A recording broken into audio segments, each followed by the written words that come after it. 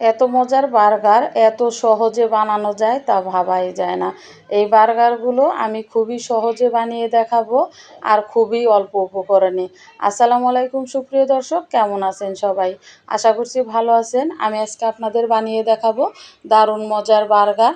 এই বার্গারগুলোকে অনেকেই 60 টাকা বার্গারও বলে থাকে, আবার স্টুডেন্ট বার্গারও বলে থাকে। এই বার্গারগুলো একবার যদি আপনারা বানান বাসায়, দেখবেন এই বার্গারগুলো খুবই ভালো লাগবে। তো চলুন এখন মূল রেসিপিতে চলে যাই। এখানে বার্গার বানানোর জন্য নিয়েছি বুকের হাড় ছাড়া মুরগির মাংস। এখানে 300 গ্রামের মতো মুরগির মাংস আছে। এই মাংসগুলো এখন আমি ছোট ছোট পিস করে কেটে নিচ্ছি। আশা করছি আমার এই রেসিপিটা আপনাদের খুবই ভালো লাগবে। যদি রেসিপিটা ভালো লাগে তাহলে প্লিজ লাইক, কমেন্ট এবং ফ্যামিলি ফ্রেন্ডসদের সাথে শেয়ার করে দেবেন। আর যদি আমার চ্যানেলে একদমই নতুন হয়ে থাকেন তাহলে প্লিজ আমার চ্যানেলটিকে সাবস্ক্রাইব করে আমাকে সাপোর্ট করবেন। তো মাংসগুলো আমি ছোট ছোট করে কেটে নিয়েছি। এখন আমি মাংসগুলো ধুয়ে এই মাংস থেকে অতিরিক্ত পানিটা খুব ভালোভাবে ঝরিয়ে নেব। এখন আমি এখানে দিয়ে দিচ্ছি 1 চা চামচ কালো গোলমরিচের গুঁড়া, আধা চা চামচ দিচ্ছি গরম মশলার গুঁড়া, 2 চা চামচ দিচ্ছি শুকনা মরিচের গুঁড়া।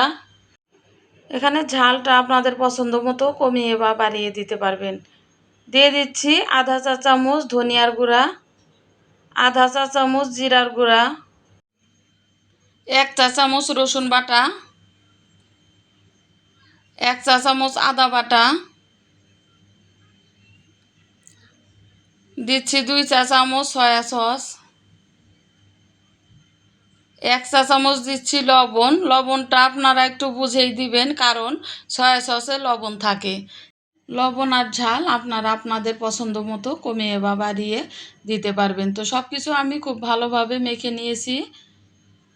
এই মাংসটা ম্যারিনেট করে রাখার দরকার নেই, সঙ্গে সঙ্গে ভেজে নিতে পারবেন। আমি চুলায় একটা ফ্রাই প্যান বসিয়ে দিয়েছি। দিয়ে দিচ্ছি 2 টেবিল চামচ সয়াবিন তেল। আর তেলটা গরম হয়ে আসলে এখানে মাংসগুলো দিয়ে দেব। আমি চুলাটাকে মাঝারি আঁচে রেখে মাংসগুলো ভেজে নিচ্ছি।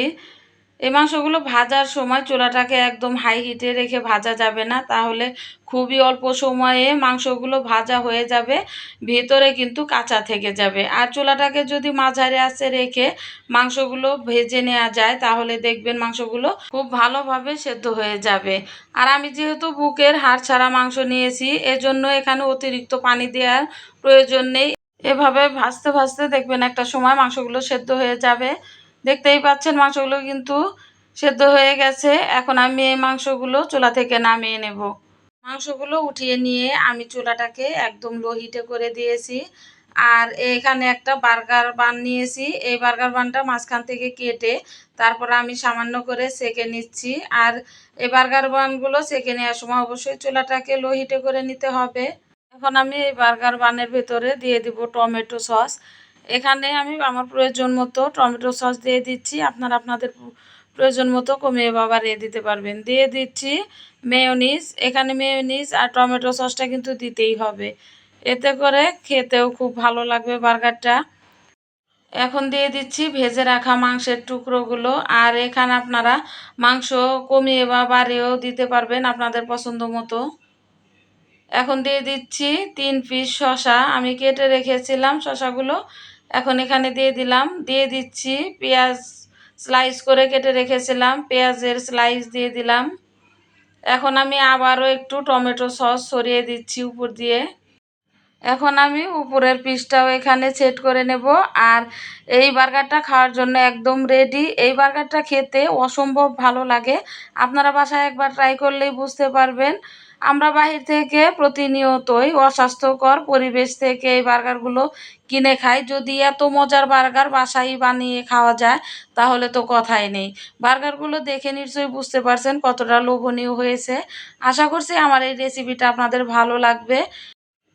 এই বার্গারের রেসিপিটি দেখার পর বাসায় একবার হলেও বানাবেন। আর বাসায় বানানোর পর আমাকে কমেন্ট করতে ভুলবেন না।